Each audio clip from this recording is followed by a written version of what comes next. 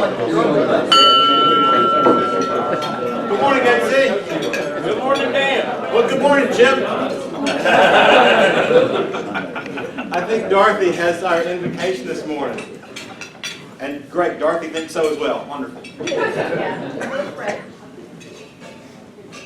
For friends, food, fun, and fellowship, especially the fellowship of Rotary, we give our sincere thanks. May these tokens of your bounty nourish our physical bodies in preparation for the challenges that are ours. Keep us always mindful of the needs of others, and keep us always attuned to our calling and Rotary. We ask these things in the name of our Heavenly Father. Amen. Let's stand. I pledge allegiance to the flag of the United States of America and to the republic for which it stands, one nation, under God, indivisible, with liberty and justice for all. Of the things they say and do, Is it the truth?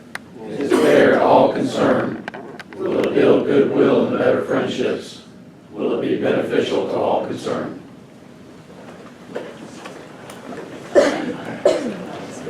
Dorothy, have you got a Rotary moment this year? You know, I think the things we don't do it anymore now because it was for, is when we did the Salvation Army gift distribution and the involvement that we had with our kids, so many kids in our past things. We don't do that so much anymore. But there were some fun and funny instances when we had more kids. And we've got younger people in the club now, so we probably have room to have more. Talk to guys, let's put it together. Chuck, where are you? There you are. Thank you, Dan. We have 37 Rotarians in attendance today. We'd also like to welcome back Bonnie Bestow, a former Gate City Rotarian. Tom Richardson has a couple of guests today. Tom? My wife Temple and my daughter Meredith. My daughter's a sophomore at Caldwell, and we'll be hearing from the head of the school in a little bit. And we'd also like to welcome a new Gate City Rotarian. Lisa Simpson is here today. It's her very first meeting, and I asked her if she's official, and she said yes, she had received the official Gate City letter, so we'd like to welcome Lisa Simpson. Where are you, Lisa? Yes.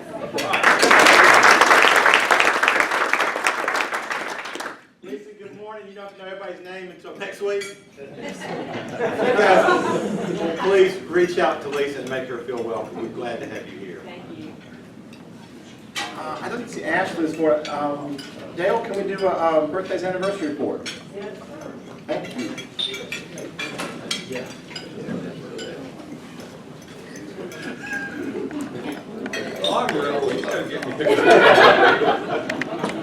Hey, excuse me, one thing, I forgot that Chris Justice also has a guest here today. I do. This is Chris. Maxwell Jordan's second visit with the club. Happy to have him. All right. Okay. Member birthdays, Dan Farley's birthday is on November 1st. And Walt Howell's birthday is on the 4th of November. We have 0 spouse birthdays this week. Membership anniversaries, both Beth Sheffield and myself, October 31st. Is our member anniversary to the club. It's Beth's 4th and my 13th. And no wedding anniversaries. Don't need to remind anybody. Nobody needs a gift. Walt, I see your mouth's full. Ready to do a football pool? Yeah, let's go. All right. Let's see. Go right through it quick, because I got to do a pack meeting. Whittle's in here. Won the dud again with 11. Ben, I told you were in the running, and you weren't. You got second for the duds. So he's actually not here. You got it, buddy. 12, correct. Got it. That boy, very consistent. You bet. Dorothy, personal best, 15 out of 20. Congratulations. Did a great job. No, not even a dud. Okay, with 16 correct. Tom, way to go, buddy. Ralph and Ben all had 16 correct. Tom was the only one that picked USC to win, and was actually close to the total, 42.4, so congratulations, you got second place, Tom. First place. Let's see, who did win first place? Oh, yeah. Always the bridesmaid. Always near the top. And always the first guy to get started. Winner of a fancy dancy coffee cup and its own shroud. I think somebody donated it. Yeah. It's really very nice. James, been a long time coming, buddy. Great job. Bobby, thanks for picking him up last week. Paul, thanks. Okay, so the results of the Gates City Myers-Briggs poll. I'm gonna read just a few, let you guys guess. As the most likely way to die for the INTJs in the club, dies in a car accident caused by the fact they were driving too cautiously. And that would be Ashley and Tom Sears. My favorite one was meets another ENFJ and accidentally crushes each other from hugging too aggressively. Erica, of course. Is killed fighting for the country or state or son's little league team, drilling any cause that vaguely needs a hero to die for. I was guessing Chip, but it's actually Jim Kennedy and Bobby.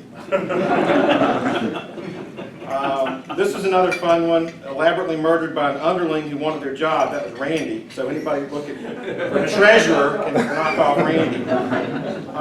Decides to go on a fun jungle adventure alone without a map and never returns. The Buster.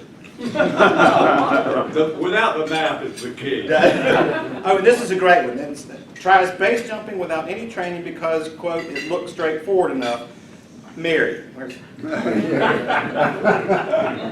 Starves to death in hunger strike to raise awareness about the dire straits of society. Of course, that's Cheryl. Is attacked by a group of miscreant youths whom they stop to lecture on the street. John Knopsick is and stays awake for 5 straight days because there were a lot of great parties going on and they had FOMO, which I had to Google, which is fear of missing out. Dies from exhaustion. That is yours truly, of course. There may have been one other in there on that. Yeah, I think Chip's got it. I figured that had Chip all over it. Anyway, I had a lot of fun. Thank you for sharing. Chip, we want to talk about Pigsty? All right. So, I think we have, what was our count recently? I think we've got 120 tickets sold. We've got 100. About 20 club members. That's a sign. Yep. Thank you. All right, super. I do need to sign up because we had 120. We now have 130 because I've been out of town and really haven't had much chance to work on this. But I'm bumping mine up by another 10 or 12 probably. All right, so next Saturday is Pigstock. It's out at Shooting Star Farm. We'll get everybody a map, whatever you need to come out. It's a beautiful setting, great place.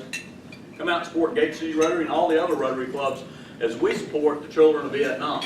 Okay, we're trying to raise money by buying tickets, their votes. That's also a vote for the People's Choice Award. Okay, so the People's Choice is not straight on barbecue, although we hope that people will donate because they like our barbecue and that'll help out. But we need more people because we know that Summit's coming for us. Summit has not turned in their list of tickets. And we know they've been shooting for us for 2 years in a row. That's the one thing they haven't been able to get away from us is that People's Choice Award. So, and we're coming on with Strong 10. We've got a barbecue. We've got a chicken entree.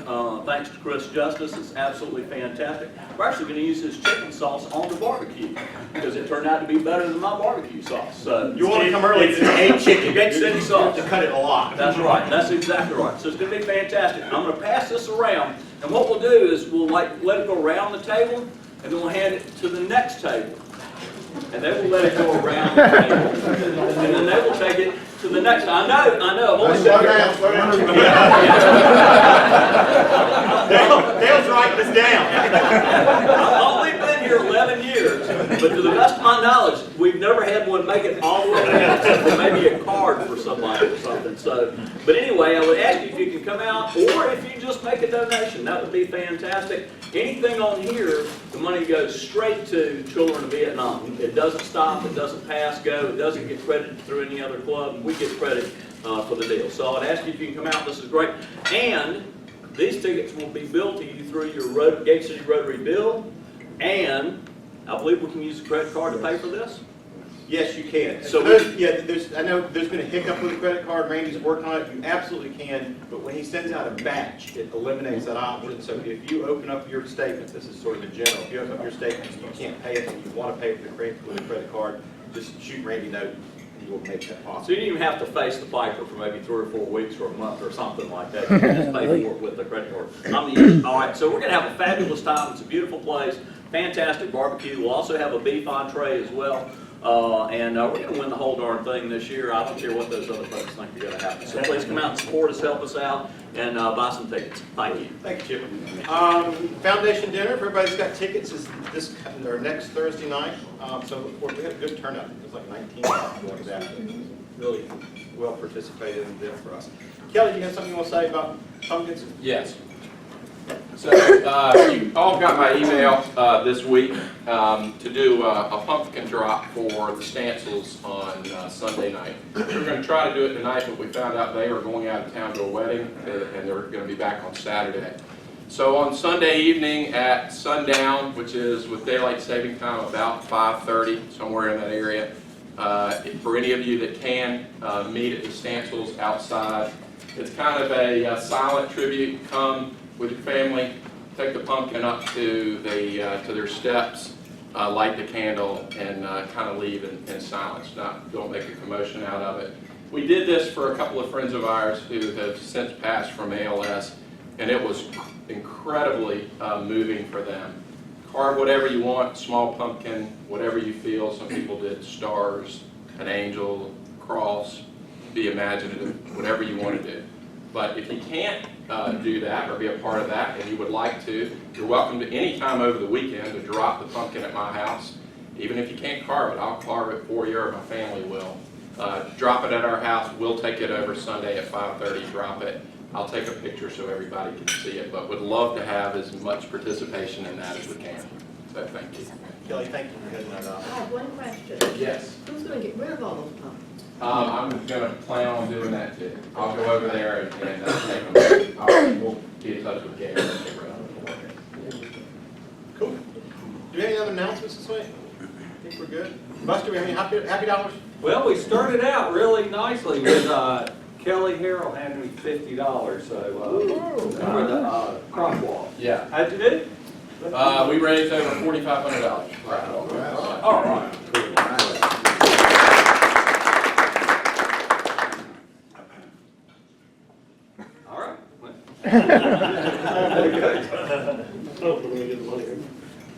My youngest daughter, Lauren, was married Sunday, so.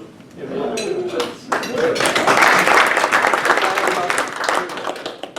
have $3, I have 2 days. That's all you can afford. I had $2 get married in one year and 2 weeks. Wow. 1 year. I've talked to 3 people in the past month, guys who said that they were going to buy a boat, but their daughter got married. They couldn't afford the Yeti cooler to go with. Yeti cooler. I got 3 here. I wanted to, first off, thank everybody for all the cards, the emails, the thoughts over the passing of Butch. It's a pretty traumatic thing in our family, so he was very loved, and he was a good friend and buddy, not just father-in-law, which I know that's pretty unusual, but he's a heck of a guy. So that's for Butch's passing.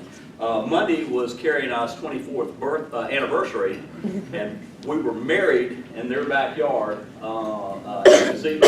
Big family tradition thing, about 150 people. Funny story about that. Butch got nervous, the minister got lost, didn't show up for about an hour, and we were afraid we weren't going to have a wedding. My dad convinced him he ought to have a drink and calm down, so everybody had 2 to 3 drinks before the minister found the place. It turned out to be one hell of a wedding, and a lot of people were there Sunday night or Monday who had been there for that thing 24 years ago, and so anyway, so that's great. And then I forgot what the third thing was. But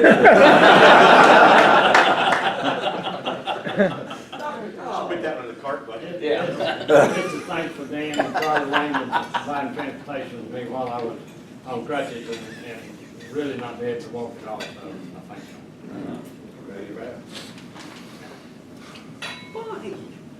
Well, it's great to be back and see everyone. I have joined a Rotary Club in Charlotte. It's quite small, it's quite different. We're trying to build it up and taking a lot of inspiration from you guys. I'm still on the email list. It's just great to see what you all do, and it's just amazing, all the activities you guys do as a club. And I really miss it. No recruiting.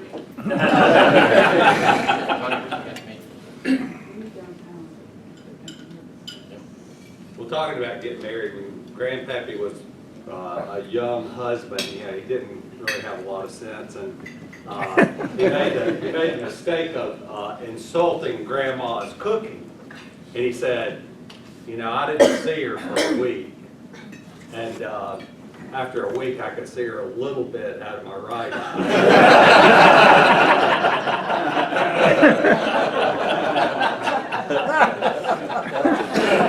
Well done. Chris, going to introduce our speaker this morning? Sure will. Thank you.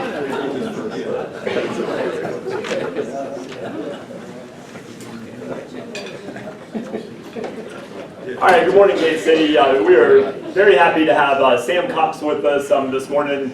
Sam, for my request, did provide a bio, but he gave me some warning that it was quite lengthy. And Sam, you're right, it is. It's quite lengthy. So I did take the liberty of doing some edits on the bio. But I wanted to say that Sam is from Atlanta, Georgia, Wake Forest grad. He received an MS in exercise from exercise psych from University of South Carolina, so we're up to Wake and University of South Carolina at this point. Sam then served 5 years in the Army, having earned his commission, and did some reserve time as well.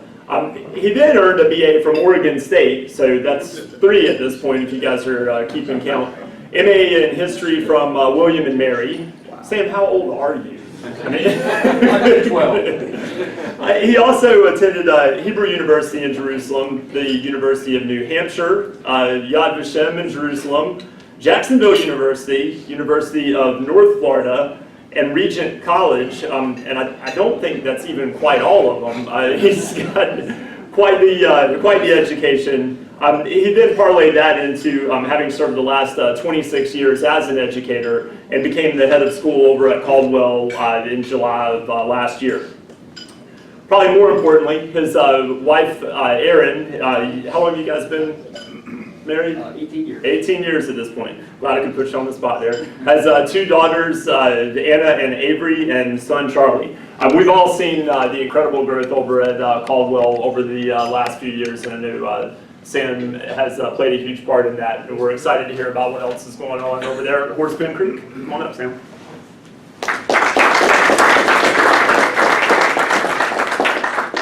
Thank you. And thank you for having me here to speak. And I do have some notes. I tend to ramble and go off on rabbit trails, and I'm so passionate about what I do at Caldwell, I could speak for an hour and a half. You guys don't want that, so I'll pay attention to my notes so that I'll keep within the time frame. You can speak for an hour and a half, but we leave it. So I'll keep my remarks brief by.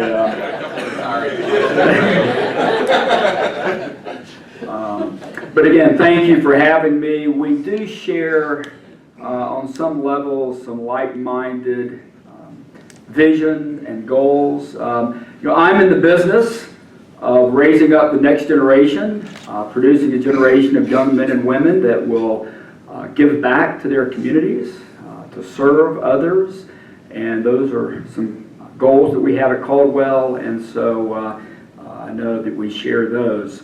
I am blessed to be married to my wonderful wife, Erin, and as was mentioned, have 3 kids, all at Caldwell in the 8th, 6th, and 4th grades. I'm one of those older dads. When my 4th grade son, Charlie, graduates from Caldwell, I will be 65. So there'll be no early retirement for me.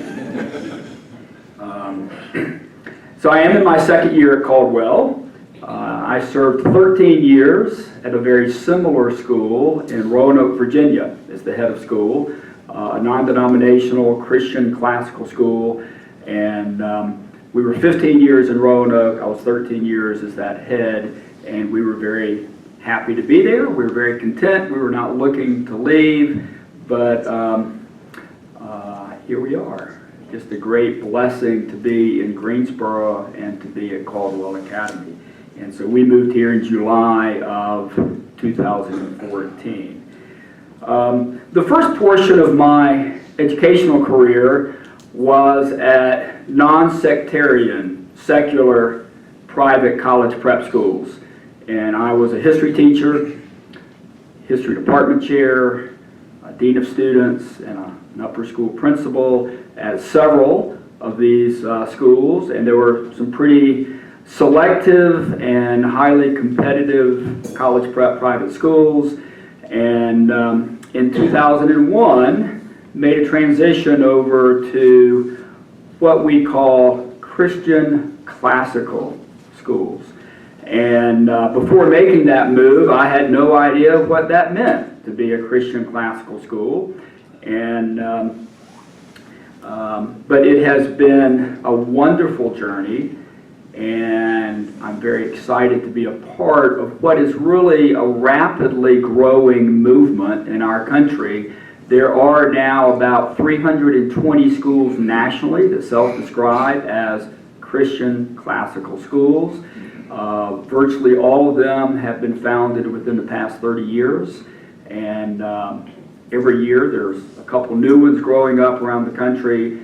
And the state of Texas, which of course claims to always do everything bigger and better, there are about 35 classical Christian schools just in the state of Texas. And so this is perhaps something that we might think of as new, but it's really not new. This is the way that primarily, historically, young men were educated for many generations in Western culture. And it's really been the last 150 years that in the United States there's been a retreat away from this type of education. So this is a renaissance, so to speak, of returning to this form, this style of education that we call Christian classical. Caldwell is now in its 21st year, opened doors in the fall of '95, and we have nearly 700 students K through 12. A couple of years ago, we acquired a preschool that's a few miles down the road, and with the preschool, we have close to 850 students. And so we are one of the fastest growing of these Christian classical schools in the country. And we have actually achieved a fairly high level of national prominence and are well-known and well-respected nationally, perhaps even better known nationally than we are locally. And I'm trying to change that. But quite honestly, I've never seen a better school accomplish its mission and develop graduates who are wise, virtuous, eloquent, godly, possessing moral courage, and with hearts willing to serve others. If you're ever discouraged about the next generation and the future of our nation and our world, let me reassure you that there is hope with the types of graduates that we are producing at Caldwell and other schools of our ilk. We are growing. We're in the midst of a $12.5 million capital campaign to build a beautiful student life center. We started that capital campaign on August the 1st, 2014. Ironically, I started my leadership at Caldwell on August the 1st, 2014. So it's like welcome to Greensboro. So we are approaching $4.5 million in the last 15 months. So we're very blessed. So what makes us different? What is unique about our mission and vision as a school? Educators will often ask at the end of the day, what can our students do? Others might ask, what do they know? At Caldwell, we ask, who have they become?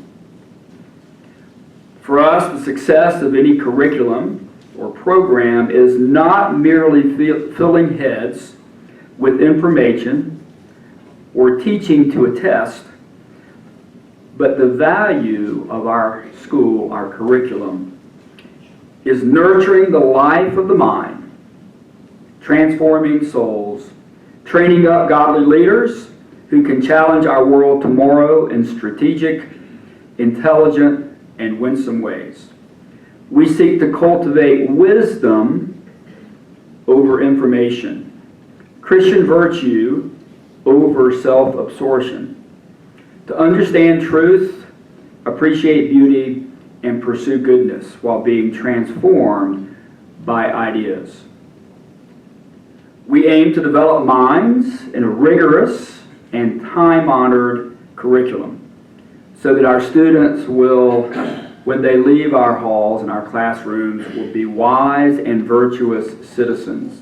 Wisdom and virtue were for hundreds of years really synonymous with education. You don't hear those words too often anymore in modern education. Wisdom and virtue are not the goals of most schools, but they are goals at Caldwell. We do aim to raise up the next generation, which might truly seek godly wisdom, Christian virtue, and to develop moral courage so that our city, our nation, and our world might be transformed.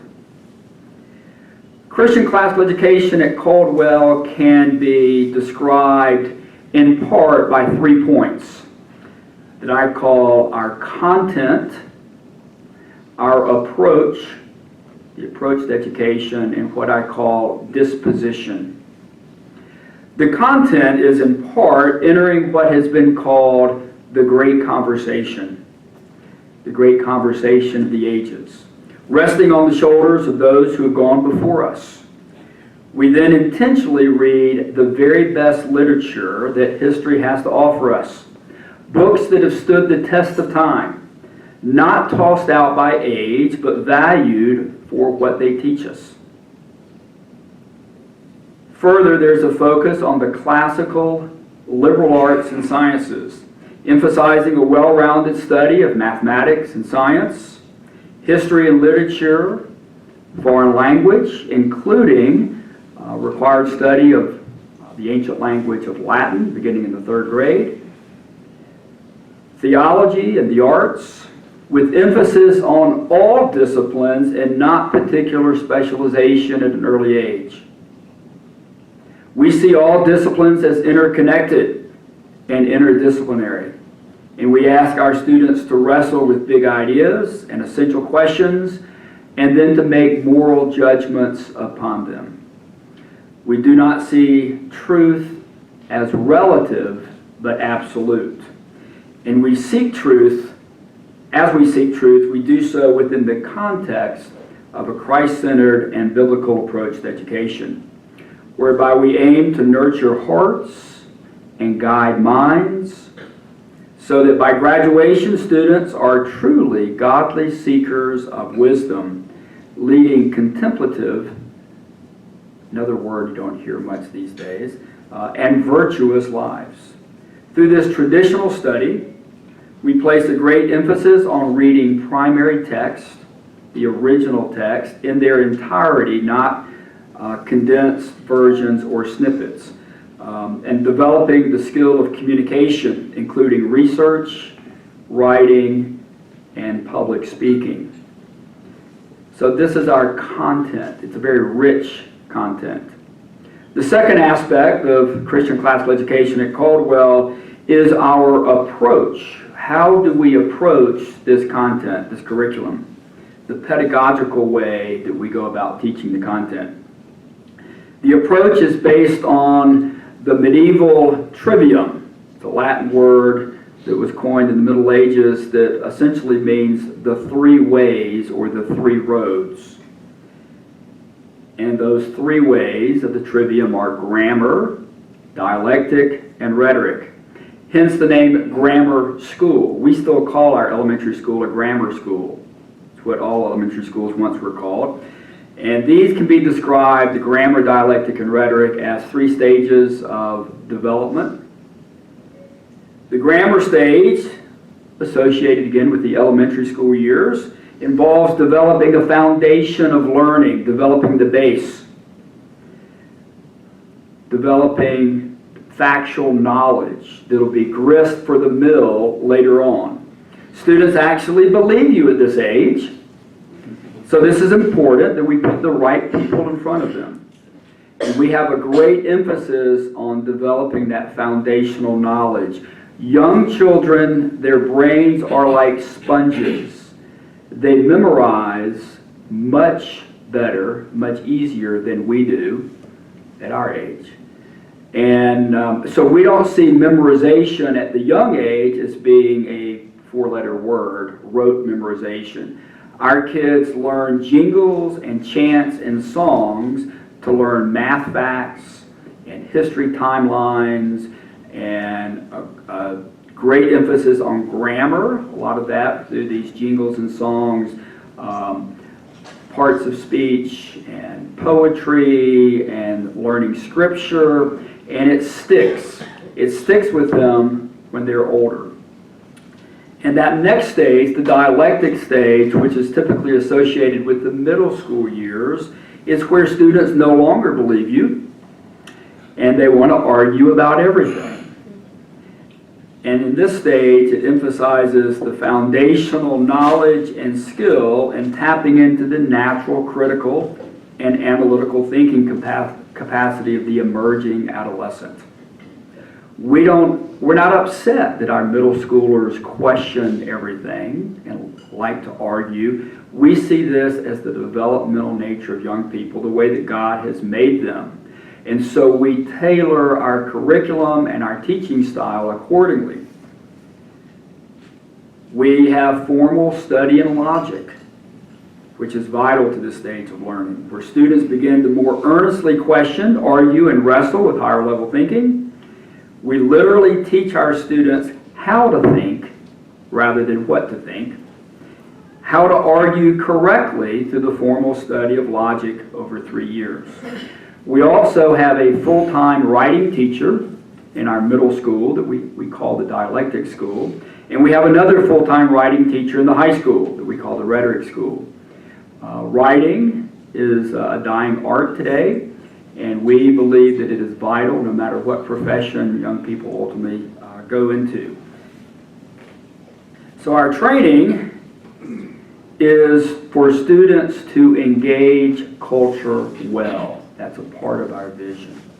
And then finally, that third stage is the rhetoric stage, which is associated with the high school years, when young people have the capacity for higher level thinking, and here there's a great emphasis on reading these primary sources, these original sources, writing well-articulated research papers and persuasive essays, and defending arguments as well as defending their faith. This is the culminating phase, and one where wisdom, eloquence, and virtue begin to be more than mere vocabulary words, but are ingrained in the hearts and minds of our soon-to-be graduates, who will engage our world as wise and virtuous change agents and leaders. Students take 3 years of rhetoric, the art of speaking well and persuasively through public speaking. Students learn that the world is changed through the battle of ideas, and students love this approach and become comfortable understanding and debating ideas. We use a little bit in the middle school, but certainly in our high school, the Socratic method very often. There's a lot of seminar, discussion, and debate. And you know, critical thinking is a buzzword in education today, but we look at what are we training our students to think critically about. You know, we want a deep and rich and rigorous content that they might think critically about. Our senior year, among other things, is highlighted by the preparation and defense of a year-long senior research thesis, an 18 to 20 page formal research paper that is graded and then publicly defended, much like a PhD dissertation, in the fall of in the spring of the senior year. And most of the faculty have not done that until graduate school, and our students do that in the senior year. And it's one of the culminating academic things that we do. We also, in the fall of the senior year, the entire senior class goes to Italy for 8 or 9 days. I had the great blessing last month to go with the senior class. And there they get to breathe some of what they've been studying for years. And it's an incredible trip that they'll never forget. One of our other culminating activities.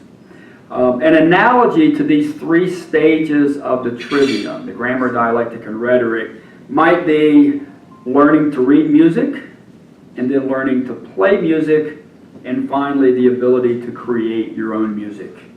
Another analogy is learning information first, and then applying that for the sake of knowledge, and then finally seeking true wisdom. The third aspect of our Christian classical education at Caldwell is what I call disposition. In the ancient world of Greece and Rome, which classical education has its roots in that ancient classical world, students were taught one-on-one by a tutor. And the goal was to emulate that tutor. The tutor taught the student everything he knew, from math, science, history, philosophy, physical education, fine arts, to really create the whole person and to create wise and virtuous citizens. And then out of that, in the Roman world, that classical world, is when Jesus Christ lived. And he used that same form of education in his teaching. He taught through stories, through narrative, through parables. He would often use the Socratic method. He would answer questions with the question. He primarily had a class of 12, his disciples. And it was very incarnational in its way. So this training became the first Christian classical form of education. It was not merely vocational, but one with a moral component where ideas were contemplated. And today's Christian classical educators seek to replicate this ancient Greek and Roman system that was implemented in a Christian sort of way with the Christian era and continued for hundreds and hundreds of years thereafter until the late 1800s. And we replicate this within a Christian setting much as Jesus himself did. And with the goals to cultivate wisdom and virtue by nourishing the soul on truth, beauty, and goodness. So we aim to inspire students to love learning, to be lifelong learners, to develop intellectual curiosity about the world. Our passion is to expand their imagination, stimulate their hunger to know, and to provide them with the tools to become lifelong learners. We have high academic standards at Caldwell, small class sizes, and personal relationships between teachers and students. We value engaging the life of the mind, nurturing the heart and developing the whole child with a strong emphasis on developing thoughtful, well-rounded students. With this in mind, we consider our extracurricular programs vital to what we do. Our athletics, our fine arts, our clubs are an extension of what goes on in the classroom. We are intentional at not letting the tail wag the dog, which sometimes can happen at private schools. With athletic programs, we are a school first, yet we do offer 30 competitive middle and high school varsity athletic programs, and we have finished in the top 3 overall athletic programs in the North Carolina Independent School League each of the past 7 years, and we have enjoyed many conference and state championships. Last year, our girls varsity teams won the conference in every single sport. And our fall sports, our boys and girls varsity has won the conference in every single fall sport. And so we don't consider the classroom as the only form of education. We do stress things outside the classroom. Our fine arts programs are among the best in the state, where we are continually challenging students to create and perform with excellence. We have award-winning choirs and bands, outstanding drama, and visual art and journalism. Our extracurricular programs are key to training our students into becoming young men and women of moral courage and Christian virtue, exercising their bodies, expanding their creativity, refining their character, and learning the value of hard work. Most of all, whether in or outside the classroom, we seek to foster students who will become Christ-centered and not self-centered, who desire to serve rather than to be served, and who pursue Christian wisdom and virtue rather than information for its own sake. While we joyously train students well for college and vocation, our goals are far more than college and vocational preparation. We hope to raise up a young generation of young people who have a genuine love of learning, who love Jesus Christ with all their hearts and minds, who can articulate the Christian message with clarity, creativity, and power, and who can witness the Christian truth as an answer to our modern culture. Our students at Caldwell certainly enjoy great test scores, among the best in North Carolina. Our SAT scores for the class of 2015 were #1 in the triad. Our college preparation and college acceptance is certainly very stellar. The last 3 years, 90% of our graduates were accepted into their first choice of colleges. And every graduate in the history of the school has been accepted into a 4-year college or university. Our merit, non-need-based, but merit college scholarship money is consistently near the top in the state. Last year we had 44 graduates who received over $4.2 million in non-need-based merit scholarship money, which was per student, per capita, was #1 in Greensboro. And we're typically at or near the top in the triad in terms of this college money that is given out to our graduates. But none of these, test scores, competitive college admissions, college money, none of these are really our end game. Our end game is more eternal, and we desire to foster young people who hunger and thirst for knowledge, wisdom, and truth, and long for righteousness and virtue their entire lives. We want them to think deeply, to live contemplative lives, and to wrestle with the big ideas of our day. Our end game has a longer view in mind, and we think we are a most unique, profound, and life-changing educational community.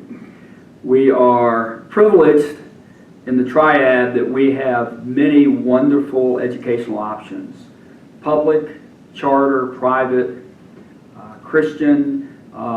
Each one has its own strengths and unique mission and vision.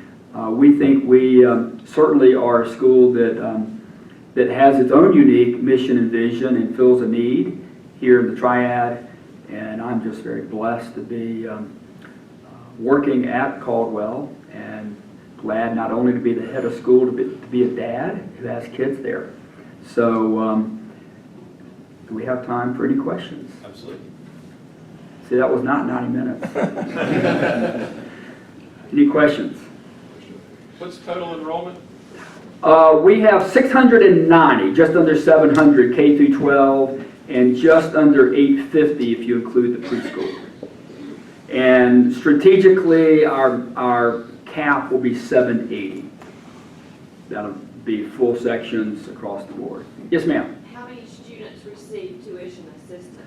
Roughly, this year I think it's 27 or 28% receive tuition assistance. Our tuition is lower than many of the private schools in the Triad. In fact, it's quite a bit lower than some of the other schools. And we are very intentional about being accessible to as many families as possible.